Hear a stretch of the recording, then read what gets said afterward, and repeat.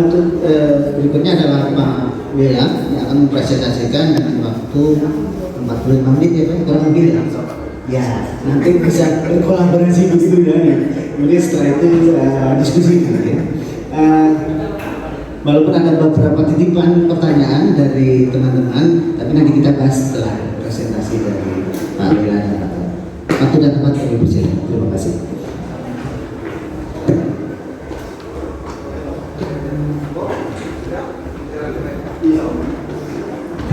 Terima kasih Pak. Assalamualaikum warahmatullahi wabarakatuh. Selamat malam Bapak Ibu semua.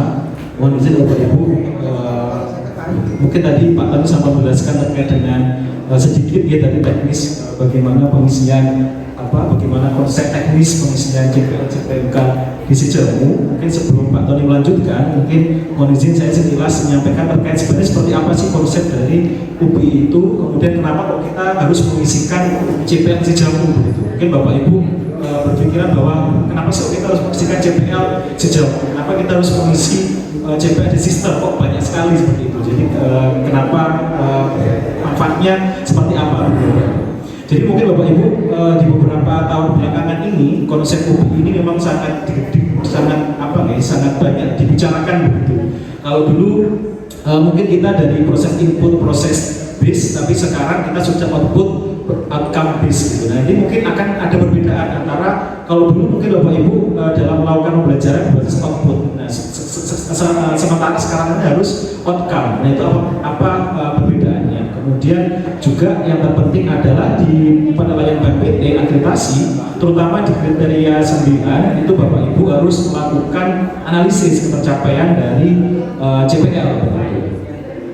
Nah Bapak Ibu ini sebenarnya berbeda antara outcome dengan output Bapak Ibu. Jadi kalau dulu Bapak Ibu output itu misalkan Bapak Ibu mengajar di kelas begitu. Bapak Ibu mengajar di kelas, outputnya adalah mahasiswa mendengarkan dan mengikuti perkuliahan. Tapi kalau outcome Bapak Ibu, outcome itu ketika Bapak Ibu menjelaskan materi perkuliahan, kemudian outcome-nya adalah mahasiswa mampu memahami. Karena perbedaan antara output dengan outcome seperti itu. Jadi kalau misalkan kalau di prodi misalkan itu kita memiliki output jumlah lulusan. Nah kalau outcome-nya itu adalah bagaimana lulusan itu dia mampu memenuhi pemenuhan dari sikap pengetahuan, keterampilan umum, dan lain sebagainya. Jadi itu mungkin perbedaan antara output dengan outcome. Kemudian kalau di dosen outputnya adalah kalau dulu Bapak Ibu outputnya adalah dosen kita di kelas perkuliahan sudah selesai. Tapi kalau outcome itu adalah bagaimana mahasiswa itu bisa mencapai kemampuan nilai pengetahuan dan lain sebagainya. Jadi mungkin lebih benar begitu kenapa kita harus melakukan pencapaian JPL begitu. Nah Bapak Ibu ini siklus UPI mungkin beberapa waktu belakangan kemarin Bapak Ibu sampun menyusun dokumen kurikulum begitu, sampun menyusun RPS, silabus, kontrak kuliah, RTM, LKM. Nah itu sebenarnya apa fungsinya gitu. Nah Bapak Ibu yang pertama tentu di masing-masing prodi, karena prodi ini kan lebih banyak ke kurikulum Bapak Ibu.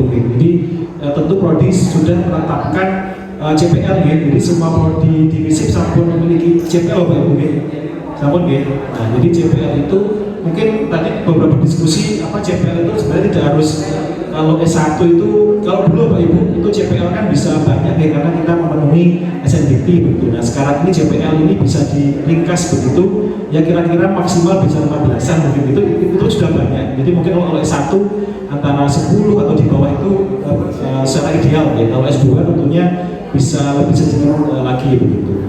Nah kemudian Bapak Ibu untuk jadi JPL ini merupakan capaian pembelajaran lulusan Bapak Ibu atau learning outcomes. Jadi JPL itu Bapak Ibu itu akan diukur ketika mahasiswa lulus Bapak Ibu. Jadi mungkin yang pertama ketika Bapak Ibu menyusun kurikulum itu kan Bapak Ibu menyusun profil lulusan. Nah di mana profil lulusan itu kita bisa mengukur profil lulusan setelah mahasiswa itu lulus 3-5 tahun setelah mereka lulus. Jadi kita belum bisa mengukur profil lulusan ketika mereka langsung lulus, tapi ketika 3-5 tahun setelah lulus. Tapi kalau JPL Bapak Ibu, JPL itu bisa kita ukur ketika mahasiswa itu lulus. Nah kemudian dari JPL kemudian diturunkan ke JPMK Bapak Ibu atau capaian belajar mata kuliah. Nah dari JPMK kemudian diturunkan ke sub JPMK. Dulu mungkin Bapak Ibu ketika menyusun RPS ada namanya KAD, kemampuan akhir diharapkan. Nah, itu sama dengan sub CPMK Bapak Ibu. Jadi Bapak Ibu mungkin yang RPS-nya yang lama-lama itu bisa diupdate kembali, jadi KAD itu disesuaikan sebagai sub CPMK, sehingga harus urut antara CPL, kemudian di bawahnya ada CPMK, kemudian ada sub CPMK. Nah itu nanti di Sikjamu nanti akan mungkin nanti GPM UPM akan ngomongnya Bapak Ibu keterkaitan antara atau keterkaitan di antara CPL, CPMK dengan sub CPMK. Nah kemudian nanti di struktur kurikulum implementasi, nah baru nanti di assessment CPMK dan CPL, kemudian nanti ada benchmarking. Nanti mungkin beberapa ada yang dijelaskan. Nah Bapak Ibu ini salah satu juga kenapa kita memerlukan pengukuran pencapaian CPL begitu. Mungkin ini kalau Bu Indri sampun ini kan, karena sebagai asesor kan ini selalu dibahas mungkin ketika situasi begitu ya, artinya di luar capaian Dharma itu bahwa ada indikator kinerja utama itu luaran dalam pendidikan. Dimana di sini ada analisis pemenuhan CPL, di mana harus ada aspek keserbacakupan, kedalaman dan kebermanfaatan begitu. Nah ini Bapak Ibu kalau kita nggak ada itu mungkin akan dicelah risau begitu. Karena kemarin beberapa pengalaman di BANPT juga itu pengisian sangat membantu Bapak Ibu. Jadi ketika kita sudah mengisikan asesmen CPMK di Jamu, maka asesor sudah sudah kayak percaya begitu karena memang sudah diukur. Nah Bapak Ibu sebenarnya pengisian CPL di Jamu sangat membantu ya, karena memang kalau dulu mungkin Bapak Ibu mengisikan dalam Excel. Jadi kalau mungkin Bapak Ibu pernah mengalami melakukan pengisian Excel itu sangat sangat lama dan menyusahkan begitu. Nah sekarang sahabat itu sudah disediakan sistem untuk mengukur ketercapaian CPMK secara otomatis. Ini harusnya bisa membantu Bapak Ibu untuk mengukur CPL. Jadi ini Bapak Ibu salah satu urgensi kenapa kita harus melakukan pengukuran ketercapaian CPL. Nah ini mungkin konseptual dari model UBI Bapak Ibu. Jadi tadi dari CPL, kemudian ada CPMK. Nah tentu kemarin Bapak Ibu ketika menyusun CPL tentu itu ada kayak berdasarkan masukan dari stakeholder gitu. Jadi masukan-masukan dari stakeholder untuk melakukan evaluasi kurikulum, kemudian bisa merumuskan CPL. Nah harusnya CPL kemarin sama dirumuskan oleh di Prodi dari tim kurikulum maupun dengan Koprodi. Kemudian CPMK itu jadi Bapak Ibu nanti ketika mengisikan si Jamu, Bapak Ibu monggo nanti bisa melihat dokumen kurikulum. Jadi kemarin kan sampun menyusun dokumen kurikulum. Nah di dokumen kurikulum itu sudah ada CPL Prodi, sudah ada struktur kurikulumnya begitu. Nah kemudian nanti Bapak Ibu PJMK atau koordinator mata kuliah itu akan mengisikan atau membuat CPMK gitu, dan sub CPMK-nya. Nah kemudian kaitannya sama SWMI Bapak Ibu, jadi sistem penjaminan mutu yang berbasis outcome itu merupakan nanti kita akan memastikan penetapan standar yang pembelajaran yang pada awalnya dan diakhiri dengan memastikan pencapaian dan peningkatan. Jadi Bapak Ibu nanti di Sikjamu akan ada menu improvement. Jadi setelah kita melakukan evaluasi ketercapaian CPMK, kemudian apa improvement yang harus kita lakukan sehingga ada peningkatan dari waktu ke waktu gitu. Nah Bapak Ibu ini salah satu tabel nilai kelulusan minimal. Jadi ini moga Bapak Ibu nanti masing-masing program studi bisa merumuskan begitu, bisa merumuskan atau mendiskusikan dengan Bapak Ibu di prodi masing-masing. Jadi di setiap sub pengetahuan, keterampilan khusus, keterampilan umum itu harus ada nilai minimal kelulusannya Bapak Ibu. Jadi inilah yang nantinya digunakan untuk mengukur apakah mahasiswa tercapai atau tidak CPL-nya begitu. Jadi mungkin ini bisa diseragamkan juga di satu fakultas atau bisa di masing-masing program studi sesuai dengan kondisinya. Jadi ini contoh misalkan kalau dasar di biologi ini. Jadi nilai kelulusannya minimal 70 di setiap CPL-nya. Jadi Bapak Ibu mungkin nanti bisa merumuskan nilai minimum kelulusan di setiap CPL-nya. Mungkin kalau di nilai yang kita biasanya isikan itu kan nilai D itu mungkin lulus Bapak Ibu. Nilai D itu mungkin sekitar 50 atau 55 kalau tidak salah. Nah, itu nanti Bapak Ibu bisa meningkatkan, mungkin skor minimumnya 60. Nah ini mungkin nanti yang akan menentukan mahasiswa itu banyak tercapai atau enggak seperti itu. Nanti kalau dibuat grafiknya Bapak Ibu, mahasiswa itu akan tercapai atau enggak. Tentu kalau nilainya minimum tentu dia akan tingkat ketercapaian akan semakin banyak dibandingkan kalau kita memasang nilai yang tinggi gitu. Nah nanti ini juga di Sijam akan diinputkan Bapak Ibu. Jadi Bapak Ibu Koprodi terutama itu akan menginputkan nilai kelulusan minimal ini. Jadi passing grade-nya maksudnya, passing grade-nya dari masing-masing CPL. Passing grade ini bagaimana kita menentukannya Bapak Ibu? Itu yang pertama bisa kalau belum ada base-nya itu bisa dilihat dari misalkan mungkin karena baru pertama kali mungkin bisa dipasang target yang paling rendah misalkan 60. Nah nanti bagaimana kita lihat pencapaiannya nanti di semester berikut di tahun berikutnya atau ketika dievaluasi nanti bisa ditingkatkan passing grade-nya gitu. Nah ini beberapa ini konsep dari pengelolaan kepemimpinan. Mungkin ini jadi bahwa sistem UBI ini saling berkaitan gitu dari yang awalnya itu dari capaian, kemudian kita melakukan asesmen CPL, kemudian asesmen mata kuliah, asesmen pertemuannya itu, kemudian kurikulum sampai capaian pembelajaran lulusannya. Ini penilaian capaian pembelajaran pada mata kuliah Bapak Ibu. Jadi nanti mungkin coba kami langsung contohkan ini masuk ke RPS mungkin ya Bapak Ibu. Nanti itu yang akan diinputkan di Sijam. Mungkin sebelum itu ini Bapak Ibu, ini salah satu sistem penjagaan kurikulum. Jadi bagaimana siklus PPNPP di kurikulum Bapak Ibu. Yang pertama adalah penetapan. Jadi penetapan ini bagaimana program studi itu menetapkan kualifikasi profil, kemudian tujuan pendidikan, kemudian mata kuliah dan bobotnya, struktur kurikulum. Nah ini ada di dokumen kurikulum Bapak Ibu. Jadi ketika Bapak Ibu sampun menyusun dokumen kurikulum maka sudah ada penetapannya begitu. Nah itu nanti mungkin bisa disahkan begitu di dokumen kurikulum itu. Berikutnya di pelaksanaan Bapak Ibu melakukan proses pembelajaran dengan mengacu RPS-nya untuk memperhatikan pencapaian CPL-nya. Berikutnya Bapak Ibu yang kita lakukan sekarang itu adalah evaluasi. Jadi evaluasi ini bisa dilakukan secara formatif maupun sumatif. Jadi kalau formatif itu kita akan mengukur ketercapaian CPNK yang ditetapkan di awal semester. Nah evaluasi ini biasanya dilakukan bagaimana bentuk pembelajarannya, metode penilaiannya, RPS-nya, perangkat pembelajarannya.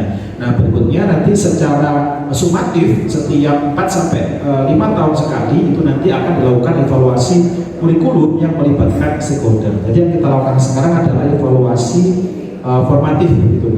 Nah berikutnya nanti hasil dari evaluasi ketercapaian CPL CPNK ini itu nanti akan dilakukan oleh fakultas sebagai bahan dalam rapat tinjauan manajemen gitu. Jadi di rapat tinjauan manajemen ini nanti bisa dibahas bagaimana hasil dari pengukuran ketercapaian CPL.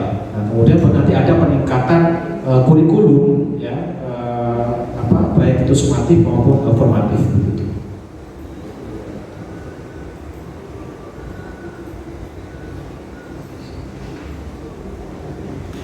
Nah Bapak Ibu, ini mungkin sekilas gitu terkait dengan RPS karena ini juga sangat penting ketika nanti akan diisikan di Sijammu begitu.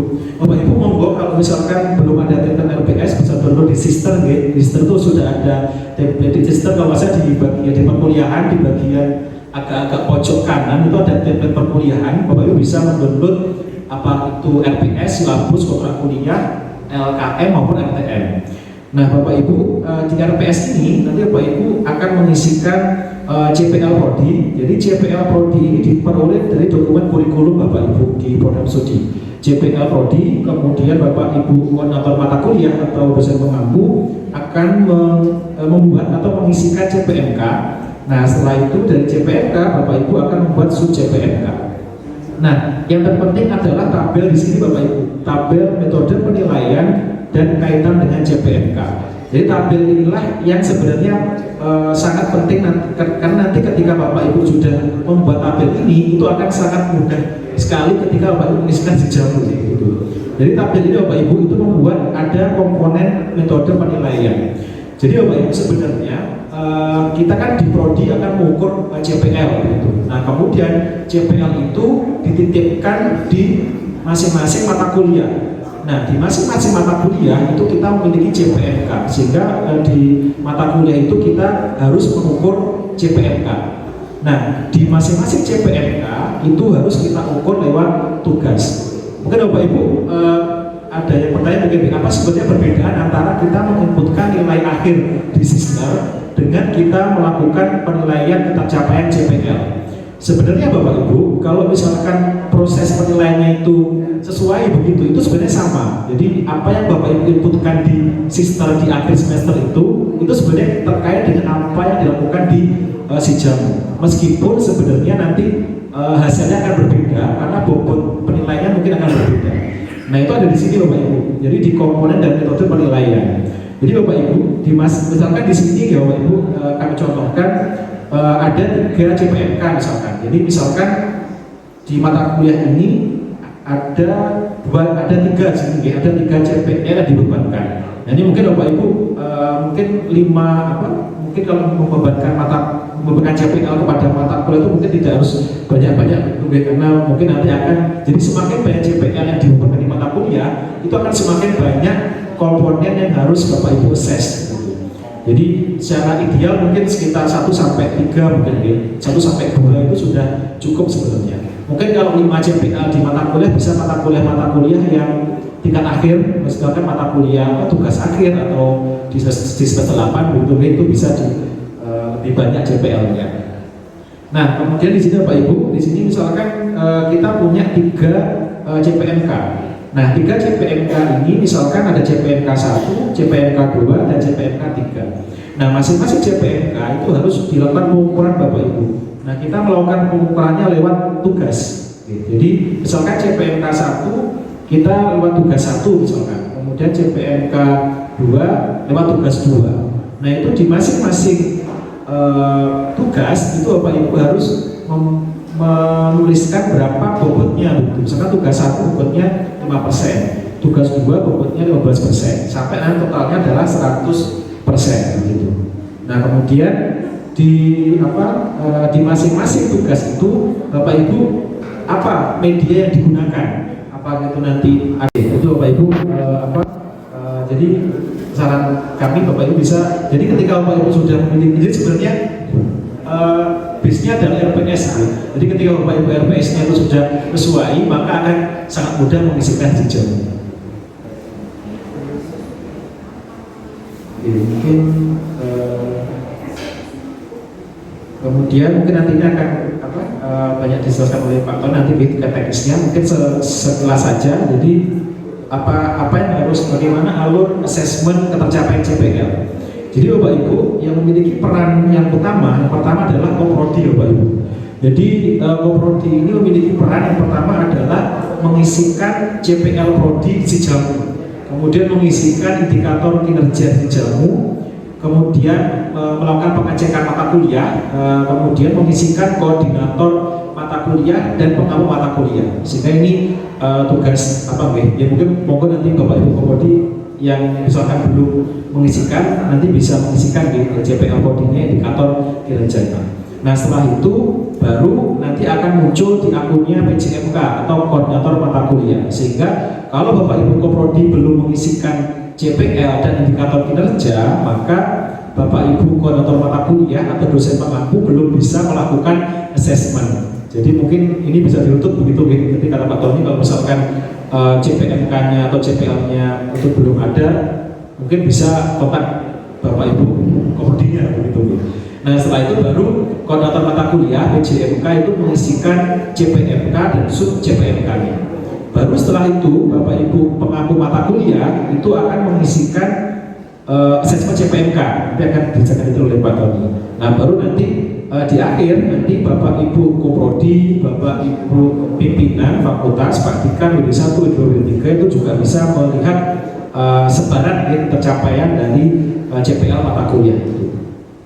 Nah ini peran dari koordinator prodi dalam asesmen CPL di semester ini Bapak Ibu. Itu nanti yang pertama Bapak Ibu akan masuk ke Sijamu, melakukan asesmen CPMK, memilih plotting mata kuliah, kemudian nanti menentukan mata kuliahnya apa, menambahkan mata kuliah sampai dosen pengampunya.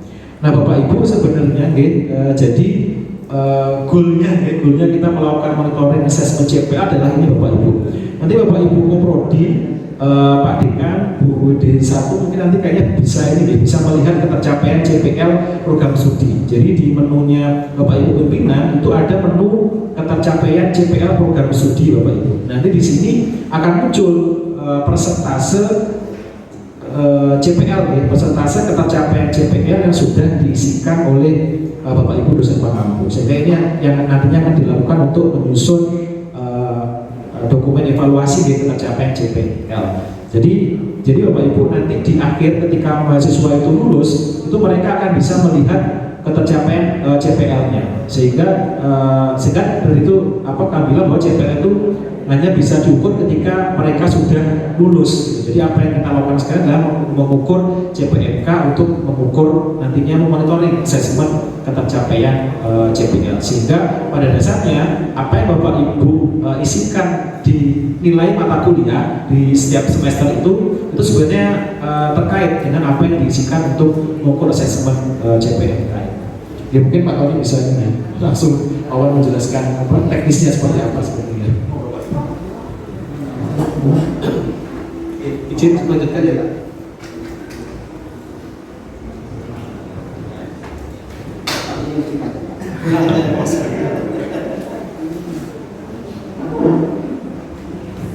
Waktunya masih panjang. Kalau Pak Bella nggak ada yang nyari. Masih puja Bapak Ibu.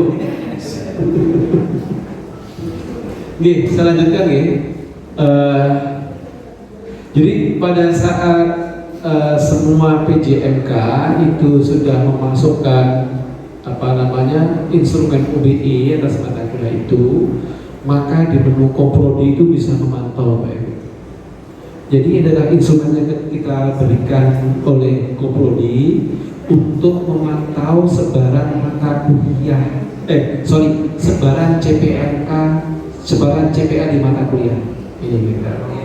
Nah ini siapa koordinatornya, kemudian dia dikasih CPL berapa oleh Bu Koprodi, oleh Pak Kaprodi gitu ya. Ini bisa dipantau di sini. Jadi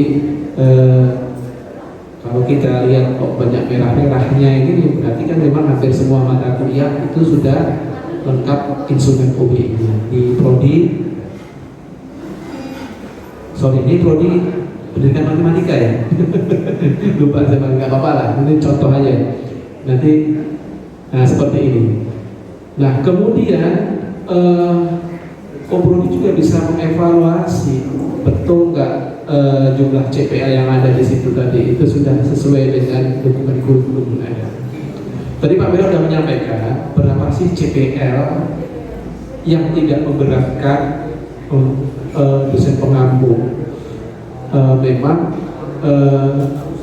ratanya memang di antara angka 1, 2 sampai 3, 4, 5 itu sudah jarang. Mungkin dalam satu program studi itu hanya 21 atau 2 mata kuliah yang ada CPL. Karena Bapak tadi sudah mungkin ada part insight dari Pak Bella, semakin banyak CPL yang berubah di prodi itu, maka akan semakin besar konsekuensinya. Gitu kira-kira. Karena Bapak Ibu harus melakukan mengukur ketercapaian CPL yang sudah dibebankan tadi itu. Ini bisa, ini kan bisa kita lihat di rata-rata berapa sih? Ada 5, mungkin 5 ini pasti kayaknya mungkin di semester akhir kayaknya. Oh benar kan itu, di KKPLP. Nah ini adalah instrumen yang kami berikan untuk Komprodi untuk memantau sebaran CPA di mata kuliah. Nah kemudian kita lanjutkan, tadi kita anggap sudah bisa ya memasukkan instrumen UBI di semua mata kuliah. Nah selanjutnya kita coba untuk melakukan asesmen, gitu kira-kira. Nah, menu asesmen ada di mana? Menu asesmen itu ada di asesmen capaian pembelajaran mata kuliah PJMK. Bapak Ibu klik di sini. Nah, ini berbeda dengan PJMK. Asesmen CPMK itu sebenarnya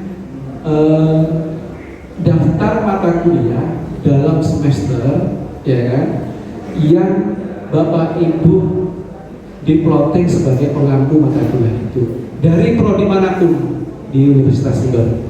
Karena Bapak Ibu dapat mengampu mata kuliah di prodi lain dalam suatu fakultas, bisa prodi lain di luar fakultas, akan muncul di sini. Ya, gitu.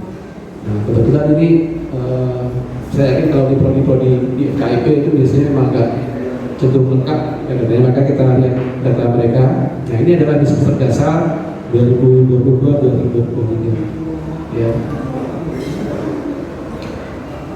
Ada 9 mata kuliah di situ yang di semester dasar 2022-2023. Pastikan Bapak Ibu ada menerima ini gitu ya. Kalau Bapak Ibu merasa mengaku mata kuliah tertentu kemudian tidak muncul di sini, hubungi ini. Gitu ya. Oh, saya ngajar mata kuliah ini, saya akan mata kuliah ini gitu ya. Di prodi manapun gitu ya. Pastikan muncul di sini. Karena ini adalah ruang untuk melakukan asesmen Bapak Ibu. Selanjutnya, setelah menu terbuka seperti ini, maka di kolom sebelah kanan itu ada tombol asesmen. Nah, ini adalah langkah awal untuk melakukan asesmen, diklik saja. Nah, kemudian ini seperti tampilannya. Kita mulai dari atas ya. Ini adalah beberapa keterangan yang bisa kita baca. Yang pertama adalah menjelaskan identitas mata kuliah itu. Kemudian ada daftar improvement. Kemudian ada menu untuk unggah RPS. Unggah RPS itu berupa file Bapak Ibu. Ini adalah fasilitas tambahan, Bapak Ibu bisa melakukannya, bisa juga tidak. Tapi kalau Bapak Ibu belum melakukannya lebih baik. Kemudian di sini ada daftar portofolio gitu ya. Ini yang saya sampaikan di depan tadi. Ya kan? Jadi setiap dosen pengaku setelah melakukan asesmen secara lengkap itu diwajibkan untuk mengenerate portofolio, sehingga portofolio yang sudah digenerate tadi akan muncul di daftar portofolio ini. Ya. Data ini, ya, data improvement daftar portofolio itu menjadi dokumen yang bisa dibaca, bisa di-download oleh semua dosen pengampu mata kuliah itu di semester-semester berikutnya. Karena seperti itu ya. Jadi untuk melihat improvement mata kuliah itu di semester masa lampau, untuk melihat capaian pembelajarannya, untuk melihat metode asesmennya dan apa yang sudah dilakukan, itu bisa dilihat di portofolio mata kuliah. Jadi dosen pengampu di semester berjalan itu bisa melihat rekaman kegiatan akademik di semester masa lampau atas mata kuliah itu. Nah, kemudian kita geser ke bawah. Ada 5 kolom.